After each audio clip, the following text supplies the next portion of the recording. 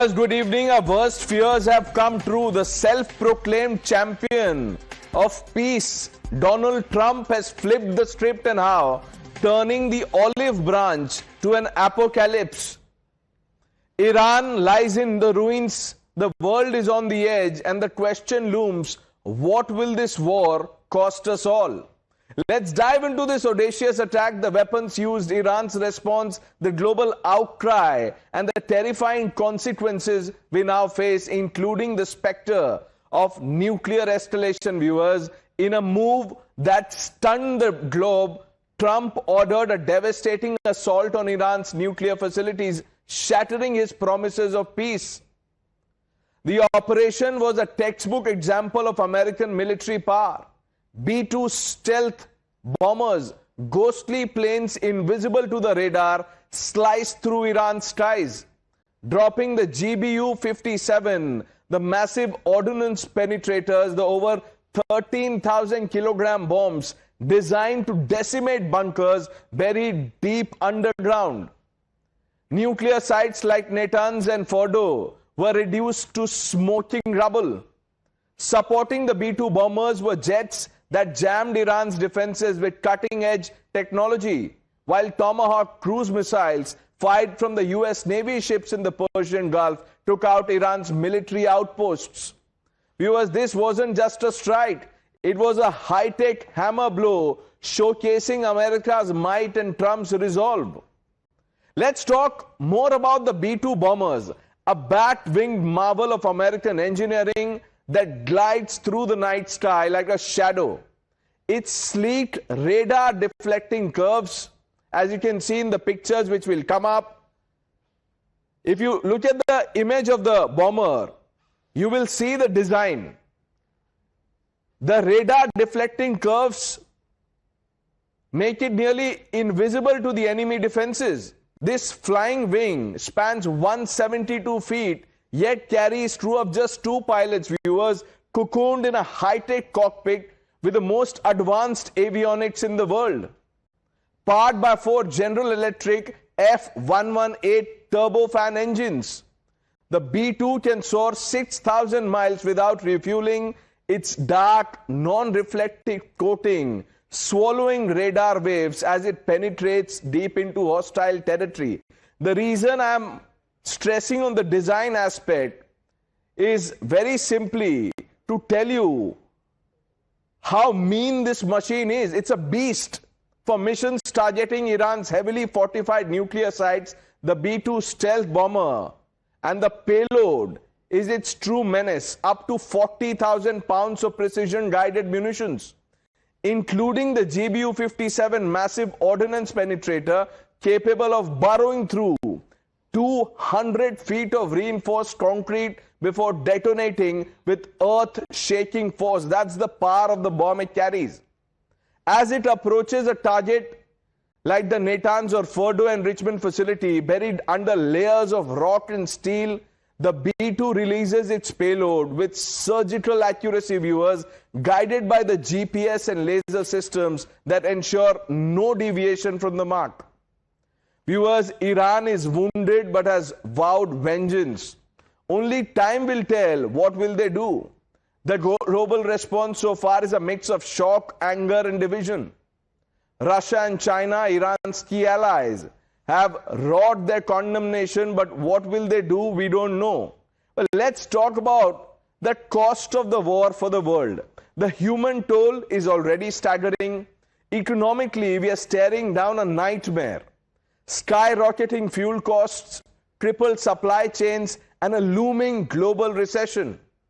But the ultimate fear is this, viewers: is nuclear escalation ruled out? The answer to that question is a chilling no. Iran's nuclear sites are destroyed, but its scientists and know-how remain. Russia or North Korea could offer covert aid, who knows? And if pushed to the brink, Iran might turn to chemical weapons or terror plots. One wrong move, a misfired missile here and there, a desperate act, and we could face a nuclear shadow. No one escapes. Viewers, Operation Midnight Hammer is a display of raw power, but it's also a reckless roll of the dice. Trump's art of war has destroyed his peace legacy, left it in shreds, leaving Iran in the ruins and the world on the edge. Let's play out the reactions. Donald Trump, what he said shortly after the attack.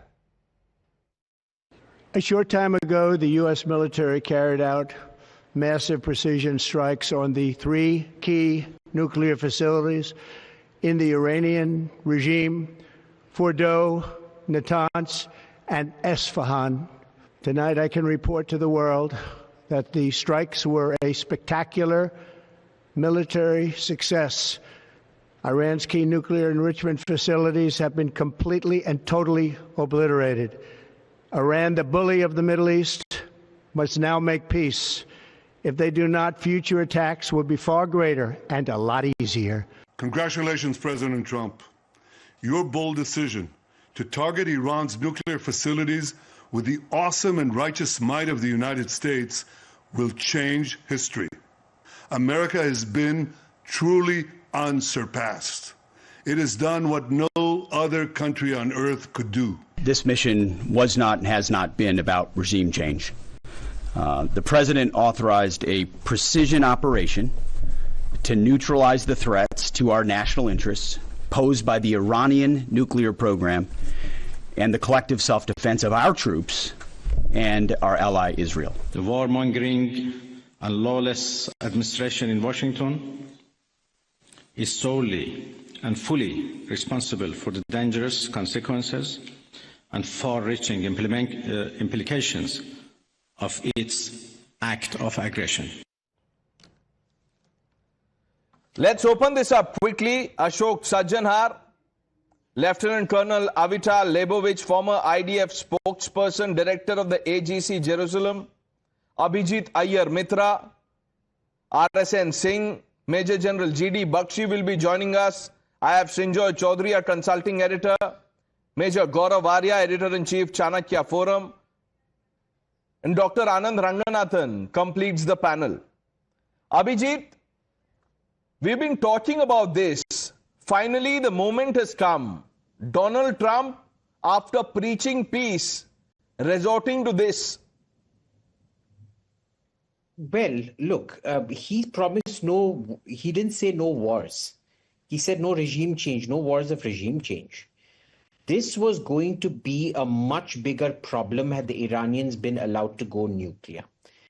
They have had a consistent pattern of lying, hiding. The day Israel launched its campaign, just 24 hours before that, the IAEA gave out a very, very damning report on another set of falsifications and evasions by the Iranians. The question is, how long were you going to tolerate it?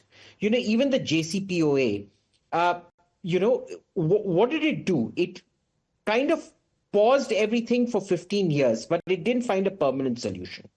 Now, this is something that this is actually quite in consonance with Trump's message, because he always says American allies do not pull their own weight. They don't spend enough on defense. Do you know how many pieces of artillery France has, Pranesh? Or Britain? 40. 40 pieces of artillery. You expect that to be a serious ally? I think not. So here is Israel, which is a very serious ally, which has done all the heavy lifting, and all Trump had to do was come in one day, drop the bombs for a very mission-specific thing. This is totally in line with MAGA and his own promises to his own constituency. There has still been a fallout in his own constituency, but I actually admire people who will go against their own constituency and do the right thing when it's required. So I'm not complaining about President Trump this time. I have lots to complain about, but not this time. Okay, let's talk a little bit about this operation, Abhijit. What do you make of the weapons used? Look, we knew the capability of the GBU-57. That's not an accurate graphic of the GBU-57. Out of the 13,000 pounds, almost about 8,000 pounds are pure steel. Right. There's only about 4,000 pounds of explosive in there. That's not just, obviously, that's a huge amount, but still. And what it does is it goes down through the concrete, through sheer kinetic energy, and then it is the after effect that devastates. Now, what we've seen at Fordow, I've tweeted out the image of the concrete dust that has come out. But in the latest high-resolution imagery, we see a kind of a blue, there is gray dust and there is some kind of blue dust. Now, the gray dust we know is concrete. The blue dust, what we're worried about, because it is satellite imagery, is usually a telltale sign of radioactivity, specifically in UF6, uranium hexafluoride powder. Uranium hexafluoride powder is usually white. In this, we suspect it may be some kind of radioactive chemical that has leaked, but it is the surest sign that the after effect did work. I have also tweeted out the image of the impacts 3 and 3 in Fordow. And what that shows you is it was one bomb that went in, then a second bomb that went in further, and then a third bomb that went in further. Either it was redundancy or it was getting to it, but it is very significantly damaged. The blue dust, which you can see in 10 centimeter resolution images, is we're worried that it may be radioactive something. Major Arya, let's talk about Operation Midnight Hammer and the B-2 stealth bombers in specific, because, it's like, as if the world wants to know more and more about it. 2-3 things. A, stealth. You said the right words. Number 2, capacity to carry that kind of ordnance that is required for this mission. But before anything else, I would like to congratulate America for a job very well done. And Israel, as Abhijit said, the heavy lifting that Israel has done, truly phenomenal. This platform, because Israel currently does not have the technology, I believe, through media sources, to go 200 feet down and damage any structure that is as well protected as Fordow. But having said that, now it's well and truly damaged. There are 2 things that I'd like to mention. Number 1 is, did they use Pakistani airspace or did they not use Pakistani airspace, depending on which side they came? If they came from the east, they would have used it. If they came from the west, probably Iraqi, maybe Turkish, I don't know. We'll come to know more during the latter course of the month. That is one. Secondly, is that I think one must be very clear. Israel is not fighting this war only for itself. Israel is fighting the war for the civilized world, and I must say thank you to the IDF, and I'll tell you why we must say thank you to the IDF. The Hamas was there in POK before Pahalgam. You covered it, and anybody who tells me that they did not know, or the Iranian regime did not know where Hamas was, I find that difficult to follow. People had got Major Arya, we have an issue with your line. Give us a few seconds. We'll try and fix it. Or maybe it's better now. If you can hear me clearly. Yes. Yeah. So I'll just cut it short and tell you that we must be thankful to the IDF. Thankful to the IDF because they fought our war. These people sent the Hamas to Kashmir. Right? And if Iran actually, got the nuclear weapon, it would have set fire to Kashmir. That is my closely held belief. Israel is fighting the war not just for Israelis, it's fighting the war for the rest of the civilized world against this tyrannical regime, which must fall. And many people say that, hey, regime change why is it a bad thing? I hope they get Khamenei. I hope the Israelis get Khamenei. I hope he goes away. And I hope this entire regime, his entire first line, second line, third line, everybody goes away. And I hope the IDF does that. Lieutenant Colonel Lebovich, congratulations, have been conveyed by both Abhijit and Major Arya. And I'm sure as the program unfolds, you'll hear it from other guests also. But tell me this, were you aware of the Operation Midnight Hammer before it happened?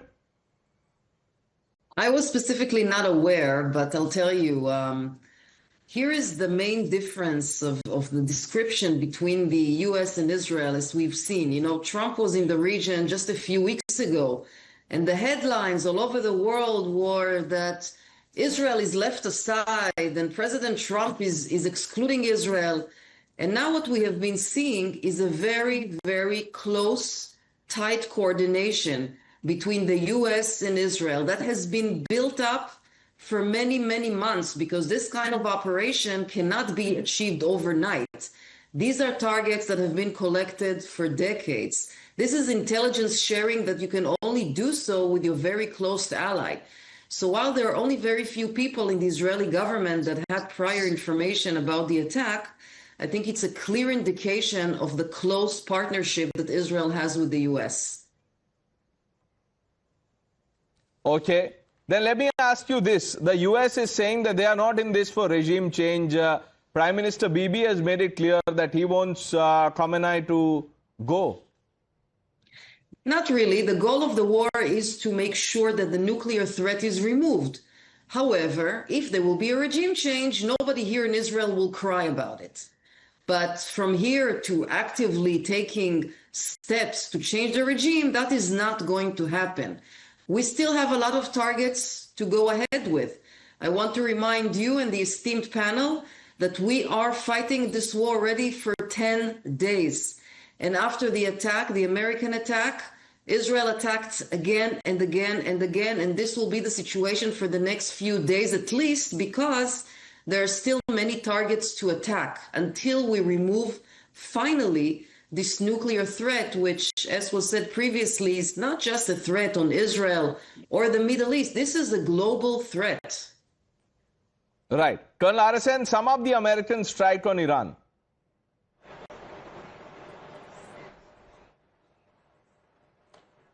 This was coming, the possibility, it was not a possibility. I mean, it was something which was a foregone conclusion. Remember, as some panelists have brought out, that it was not only, it was basically America's war. And let me put two things very clearly.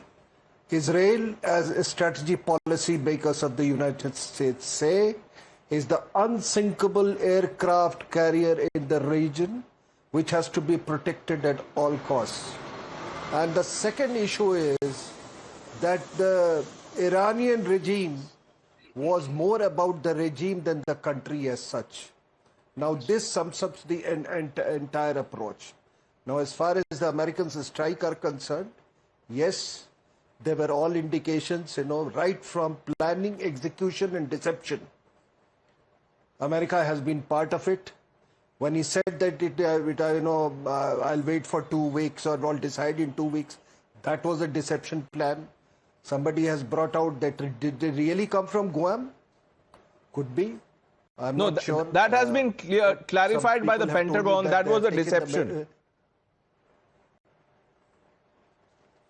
Yeah. So that was the United States of America has has been very much part of this war. When you tell the people of Tehran to evacuate, I mean, it was not that, the Israelis are coming to strike you, so you evacuate. It was, the message was that the Americans are coming to strike you, so you better, protect yourselves. And then, Pranesh, why do we forget, they had evacuated their personnel from the various bases, 8 major bases in that region. And then, the movement of, KC-135, KC-146 refuelers. Then, most importantly, this $2 trillion of investment announced during Trump's 3-day visit to Qatar, Saudi Arabia and UAE. So then obviously this has to be protected. So I'm not at all surprised that Americans have come in the way they have done. And as time with time things may trickle down. It's at the moment it is trickling down, but it will become thick and fast. That the biggest sacrifice the Americans have extracted or made an example out of Pakistan. This operation had many similarities with Operation Sindoor. In the operational part and both in the post-operational part. And let me tell you, nobody will tell you, whether there has been radiation, what damage has been caused. It will be a matter of conjecture. It will lie in the secret files. Nobody will tell you. You may look at the satellite photographs. You may say, you know, blue smoke, white smoke. That will be up to your interpretation, but nobody will come to you. So two things. My worst fear is, however remote, is a dirty bomb, as in the case of Pakistan. And the second is, I don't think, the Russians or the Chinese, will assist them in any big way, because remember one thing, Pranesh, if there wasn't a Russia-Ukraine war, things would have been much more difficult for the United States of America. I'm sure Major Arya and Abhijit Iyer Mitra have a view on what you've said, but let me bring in Dr. Ranganathan for his opening remarks. Dr. Ranganathan, Donald Trump said 2 weeks. That took just 2 days. Good evening, Pranesh, and good evening to my fellow panelists. First of all, can I just say that I now realize I have needlessly been self-deprecating on geopolitical matters, saying I'm a layman. If the developments of the last week are anything to go by, I'm as much as an expert as the next person. If you remember, in Friday debate, I called out Trump's bluff of 2 weeks notice for his attack on Iran. And I also said that if he attacks Iran, it would be just the thing that Putin wants. Both predictions have come true given... Dr. Ranganathan, why do you think you are here again on a Sunday after the Friday prediction? Thank you. Look, the other advantage of allaying your fears on being an expert is that you can profess conspiracy theories with gay abandon. So here is mine. If, Pranesh, I was an evil dictator aiming to protect my nuclear facility from America, I would dig 300 feet underground in a remote location A, then tunnel 300 kilometers horizontally to reach a spot 300 feet beneath a populated city at location B, where I'll actually build the facility. Then I would allow America to bomb location A and let the world believe my nuclear facility has been destroyed. But then I'm not an evil dictator. But anyhow, 3 brief points. Number 1, for all those Indian Muslims, especially in Kashmir, pouring onto the streets, abusing Israel and USA, and some stomping on Israeli flags and American flags with their feet, I want to ask, why don't they stomp on Chinese flags, knowing that China has interned 1.5 million Muslims in concentration camps and is feeding them pork and forcibly sterilizing them, and that China has demolished 1,700 mosques in the last 5 years? Kyun? Cat gets their tongue and their spine turns to jelly at the thought of their master China?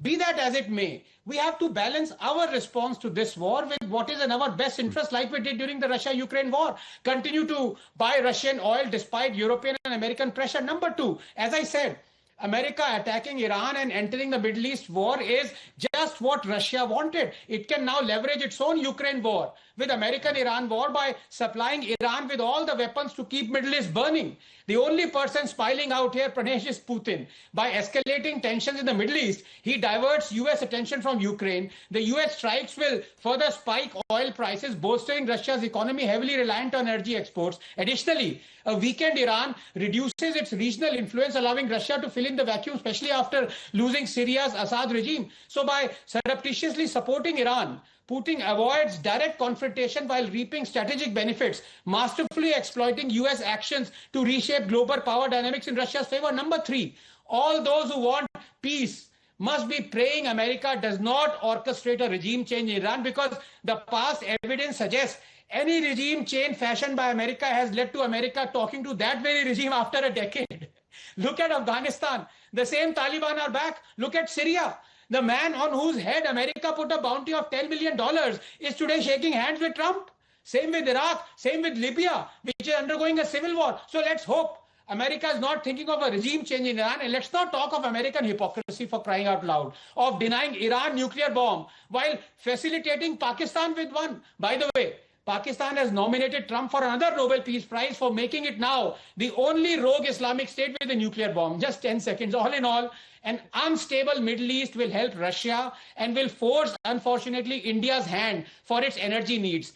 We are living in interesting times indeed, Pranesh. You know, I don't know whether Trump gets the Nobel Peace or not, but Major Arya, Abhijit, Colonel RSN, let's nominate Dr. Ranganathan's name for one on geopolitics. The new expert on the block. But Abhijit, you were nodding your head, I think in disagreement to some points that Dr. Ranganathan spoke about. Absolutely. I disagree with Anand on this completely. And I'll tell you why. Putin has not come off very well in this at all. America it has shown repeatedly, it stands by allies who pull their weight. It's quite happy to dump allies who don't pull their weight.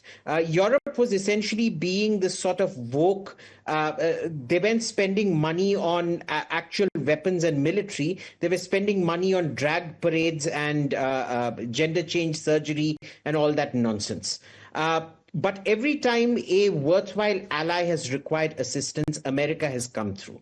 In the last 3 years, Putin has abandoned every single ally sequentially. He abandoned Armenia. He abandoned the Assad government in Syria. He's now abandoned Iran. Iran was the same country that provided him with the Shahed drones which saved his face in Ukraine. The second thing he's going to be very upset about is that American weapons have proven their worth time and again. Remember, Ukraine is getting very 20, 30-year-old American weapons or Western weapons. Israel is not a spring chicken. It makes its own additions to the F-35 and F-16s and things like that. It's a very clear deterrence message that Putin has got. It is also a huge deterrence message to China. If they have any idea of going into Taiwan, Taiwan has the benefit of the Taiwan Straits between it. This is not something that is, I can assure you Xi Jinping would require a lot of laxatives today. Finally, there is this, Anand was right on one thing. The fuel prices are going to go up for a while and Putin is going to be happy about that. But remember, the people most thrilled about this, I can tell you in all my private conversations over the last 10 days with the Emiratis and Saudis, Israel has no better friend than the Saudis and Emiratis right now, who are sitting there and cheering every single thing. Half my information, there isn't a single Saudi who's willing to curse Israel. They're all like, oh my God, so good. They're doing it for us. How lovely. The Emiratis are much more effusive about it. Right. So, it is only the Indian Muslim, it seems, who comes out on the street and goes around stomping on Israeli flags. I thought I'll keep that discussion for a Monday evening, but, now that Dr. Ranganathan has started it, it's on. Major General G.D. Bakshi also joining the broadcast. General Saab, good evening. If you can hear me. How do you see this? Did you see this coming? Was it always on the cards? Were there enough signs?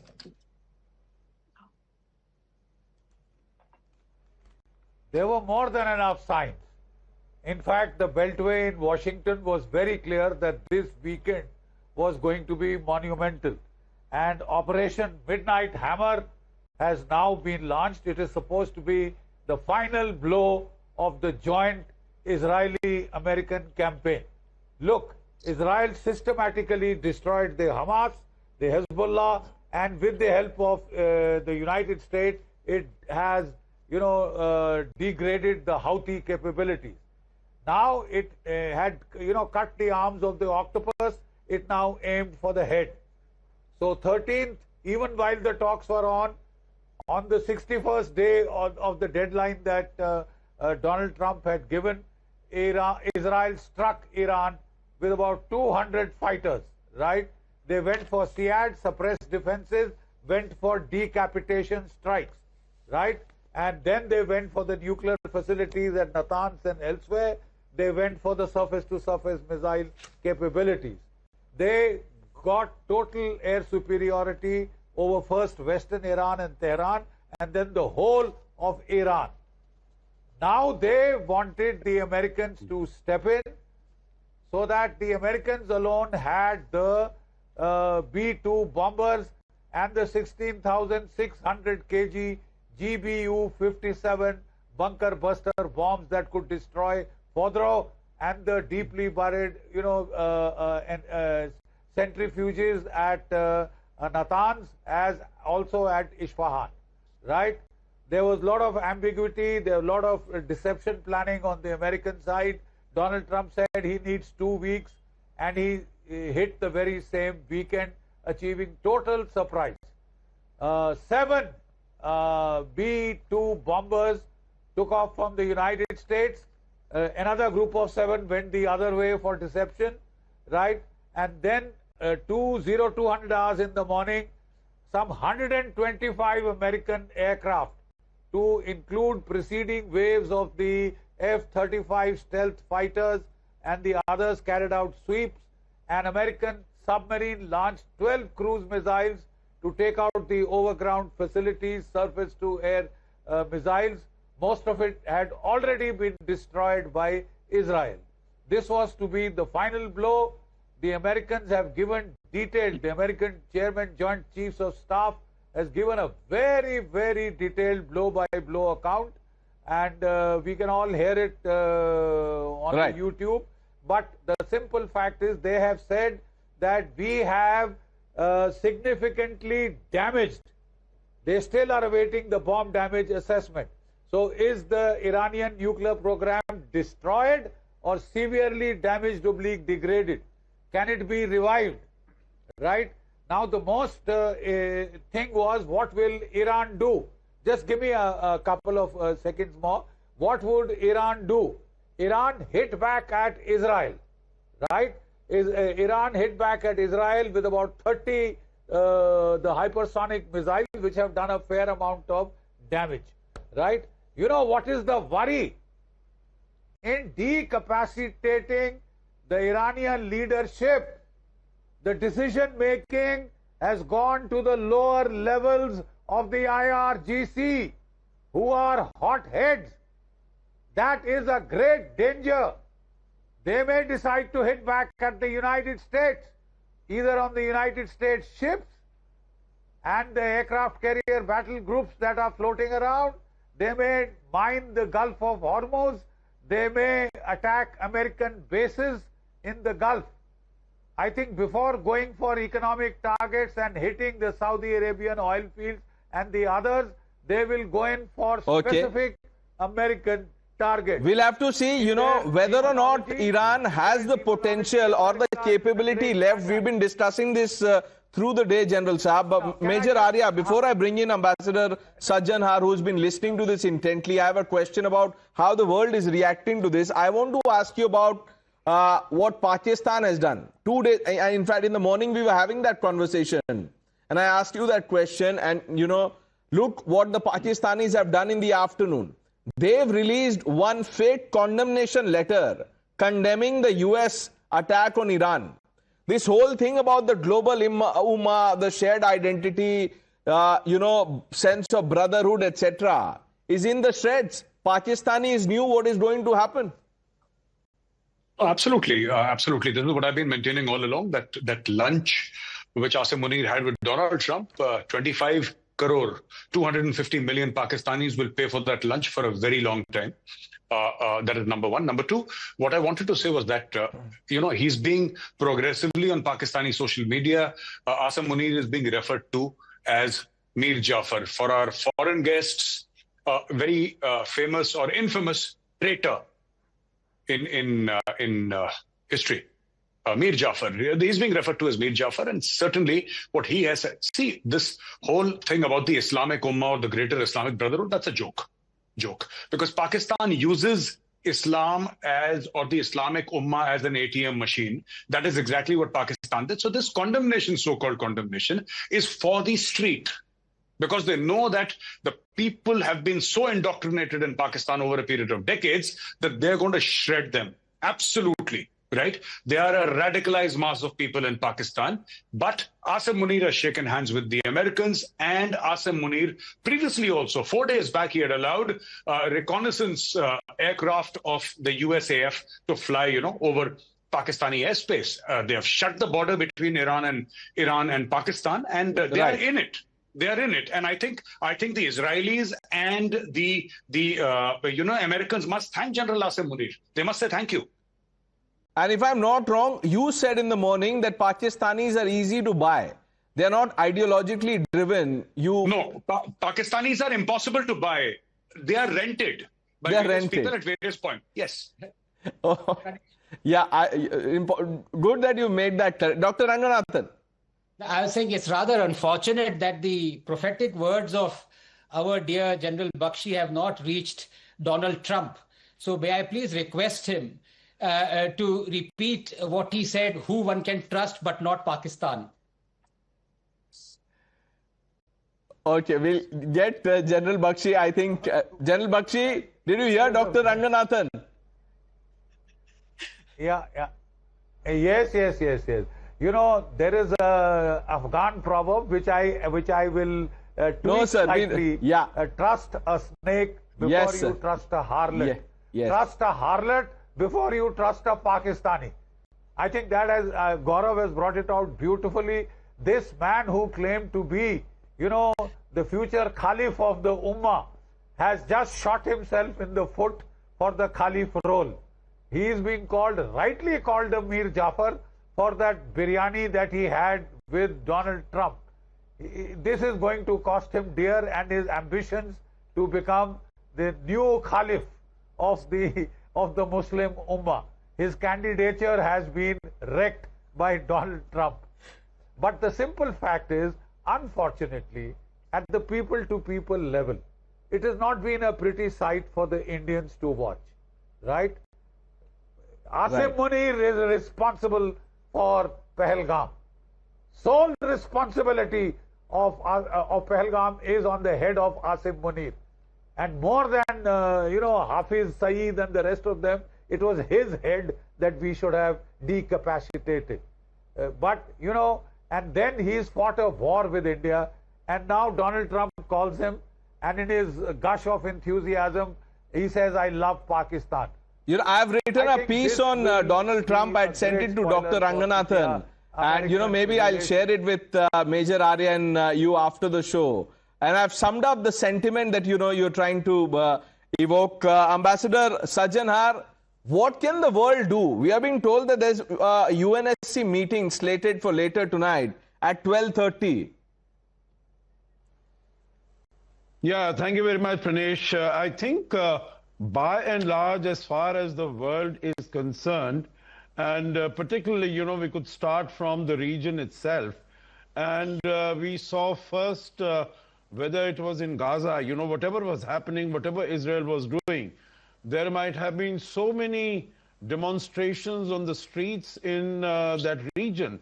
But as far as the governments are concerned, they did not lift a little finger to come to the aid of all these people, whatever was happening in Gaza, saying, that they are a part of our ummah, our brotherhood, our brethren, etc. No. I think they kept their own counsel to themselves. Similarly here, the pounding of Iran has been going on for the last 10 days. But whatever might have been the statements that are emanating from all these countries, again, not one of them lifted a little finger to come to the aid of Iran in any way. That is, number one is Iran, what Iran represents. Number two is what the proposed, what its attempted nuclear weapon represented. I don't think anyone in the region, or for that matter, anyone in the world wants a nuclear Iran. I don't think the world wants an additional nuclear weapon state. Because Iran is known as, fomenting terror. We know what it has done, put all these proxies all around Israel. Ambassador Sajjana, you're right about Iran, but that's also true for Pakistan. Many people want, many nations want, equally rogue Pakistan. Also, that the same treatment be given to Pakistan. That's not happening. Professor Madhav Nalapat also joining us. You want me to respond to that, Pranesh? Why is that not happening? Because Pakistan makes itself useful to countries. As Gaurav said, Pakistan rents itself to the highest bidder.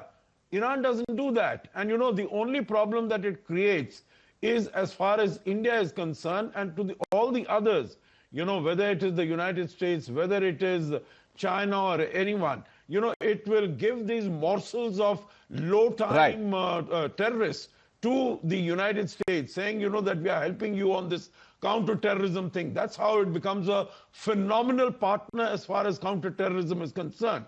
That is how Munir gets an invite there. Right. But let's quickly get in Professor Madhav Nalapat. We don't have much time on the show. Professor Nalapat, your reading of what's happening.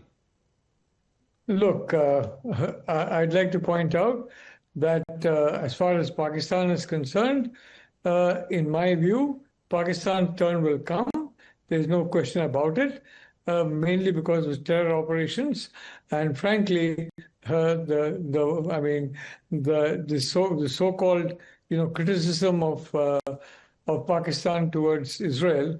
It reflects the view of the people of Pakistan, who are very heavily in favor of Iran. So I don't think the Pakistanis can go very far from there. And there are some very interesting statements. A statement by a responsible statesperson that that Iran will be given a nuclear device, a nuclear weapon, by another country. Now, I mean, that's a very interesting statement to make, and of course, I would not dismiss it. At the same time, I don't think it's the person making that statement his country. He's probably pointing some other country, but I don't believe that's going to happen, because these days nothing is opaque. Things are very transparent unless they're buried deep underground, and you can't transport something like that having so many, hundreds of miles deep underground. So I would not basically hold my breath for somebody to give a nuclear weapon to Iran. I don't think it's going to happen. I think the Iranians are pretty much isolated. As has correctly been said, no one is supporting them. And I'm not going to say they're celebrating. It may not be correct to say that. But let's see what happens in the next few hours. Nothing is off the table yet. I thank all of you. We're completely out of time. We've had a fascinating discussion. I thank all of you for joining us, viewers. Hope to continue this tomorrow. And as we build up as to how this discussion is taken, or the situation is taken up at the UNSC later tonight. Thank you for joining us on India Upfront. The news are coming up on the other side.